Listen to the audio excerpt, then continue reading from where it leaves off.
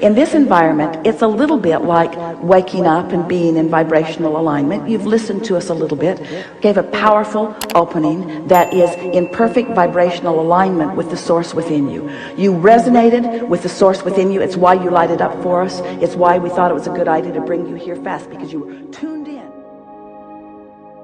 You are source energy. Part of you came forth. You are exploring and expanding. You got to keep up with the expansion, or at least move in the direction of the expansion. And if you don't feel good, period.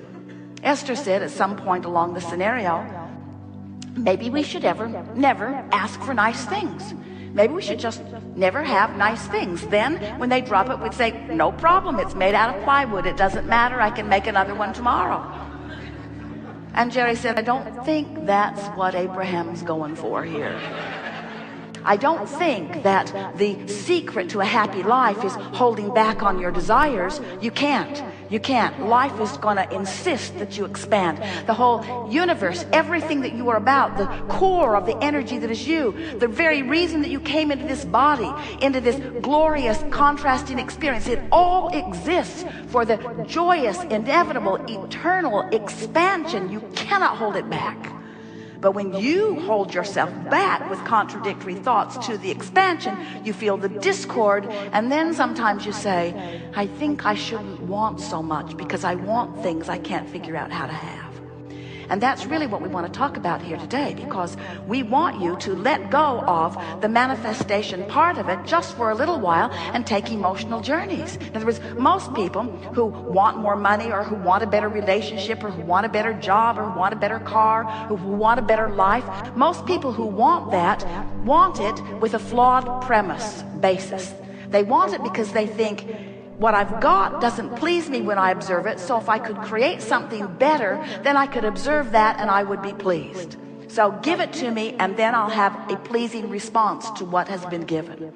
And we say, it doesn't work that way. You have to find the vibrational attitude in order to stop the resistance, in order to allow the manifestational receiving of what's already in your vortex.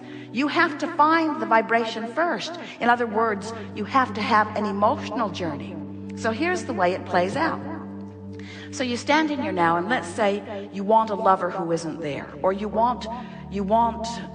let's say you want a lover who isn't in your life yet.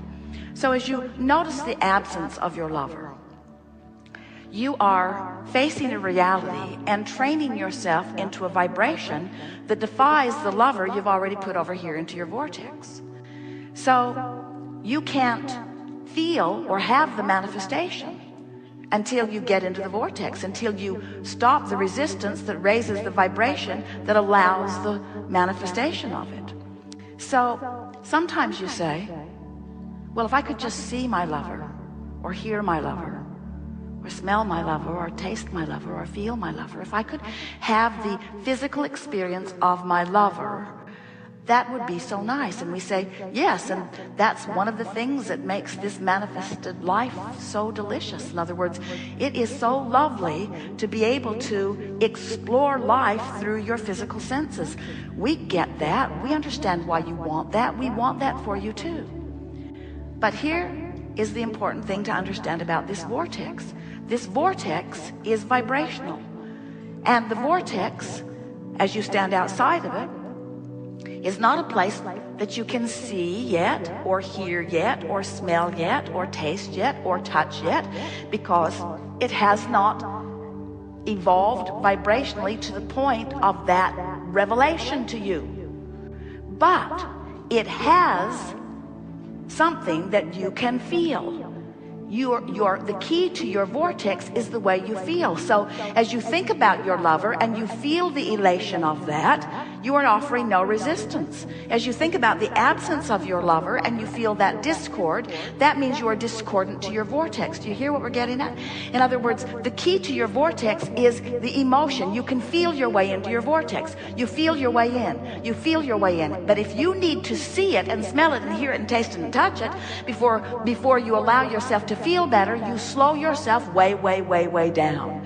And that's where the word expectation comes in. If you can train yourself to positive expectation, to feeling good without needing the manifestation first, now you are the creator that you were born to be, using the power of your mind and the glorious benefit of your emotional guidance system to figure out that relationship between the two vibrational aspects of you. Because who you are in this vortex is a huge vibrational rhythm, and who you are in your physical body is also a vibrational rhythm. And when doubt meets desire, it doesn't meet very well, and you feel disappointment. When desire meets hope, you're right on the edge of your vortex, and the vortex will take you right in and show you something that will make a believer out of you. Now we want you to feel this vortex, and we know, talking to physical friends who are used to seeing and hearing and smelling and tasting and touching about this vortex that you can't see and hear and smell and taste and touch, we know it borders on what you want to call fairy tales, but we've seen your other books and you're good with fairy tales. In other words, anyone who's trying to explain the non-physical realm to physical beings is talking to you. In other words, you want to translate everything back into physical terms, and we want to help you to understand that you are the leading edge of everything that we are. You're out here as the extension of source energy.